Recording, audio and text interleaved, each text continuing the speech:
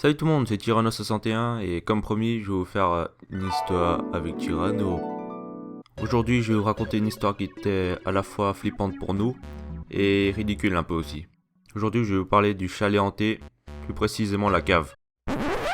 Non, je ne parle pas des esprits qui viennent se balader comme ça, ni les histoires où il y a genre les objets qui volent je sais pas comment là. Mais je vais vous parler d'un esprit qui va indirectement nous agresser. Quoi, vous me croyez pas? Bon bref, sans plus attendre, c'est parti. Alors le début de l'histoire s'est déroulé le lundi en 2012. On était sur le point d'aller dans un camp de ski au col des Mosses si je me trompe pas.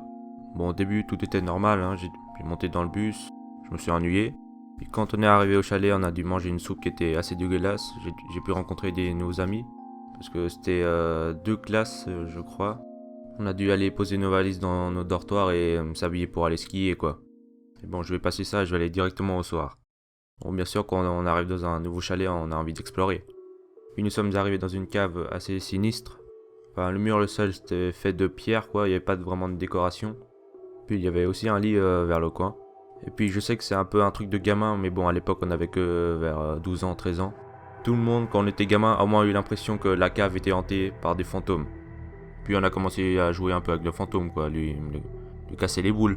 Pourquoi est-ce qu'on a fait ça? Je sais pas. Et puis après ça on a continué à la soirée, à jouer des jeux, à se parler. Rien d'important quoi. Et puis on va sauter directement à mardi soir où l'événement s'est vraiment passé. Un prof vient annoncer une nouvelle à un ami que je vais appeler Alex pour le côté privé. Le prof a annoncé à Alex que sa grand-mère était mourante. Et puis bien sûr comme chaque réaction normale il a commencé à pleurer. On se sentait assez mal pour lui quand même. On a tous pensé que c'était de la mauvaise chance, que c'était quelque chose qui pouvait arriver à n'importe qui. Et puis bien sûr, les parents nous manquaient parce que c'était quand même la deuxième camp de ski qu'on avait fait. Et puis on était seuls entre amis avec les profs. Pourquoi je vous dis ça? C'est parce que le mercredi soir, les profs ont encore annoncé à un ami que je vais appeler Richard que son frère était mort dans un accident de moto quoi.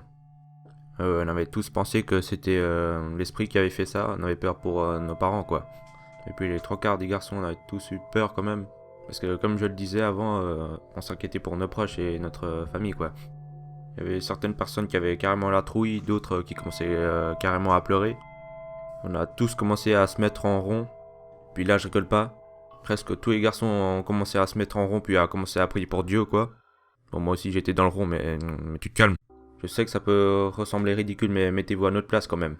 On dirait quand même que l'un de nos proches mourait chaque jour. On était littéralement en train de paniquer. Et bon, bien sûr, quand je dis trois quarts des garçons, ça veut dire qu'il y avait un quart des garçons qui s'en foutaient carrément. Ils étaient sûrement en train de rigoler du genre « Mais qu'est-ce qu'il fout là, il va se mettre en rond ?» Et puis après ça, tout s'est déroulé normalement. On avait pu faire la boum qui avait lieu le jeudi. Et puis après ça, le vendredi, on a dû rentrer chez nous.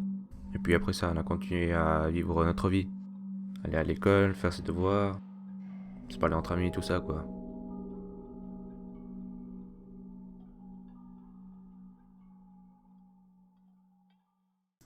Voilà les gens, c'est la fin de l'histoire. Merci beaucoup de l'avoir écouté. N'oubliez pas de liker cette vidéo si vous voulez voir une autre partie de Une histoire avec Tyranno. N'oubliez pas de vous abonner si vous ne voulez rien rater.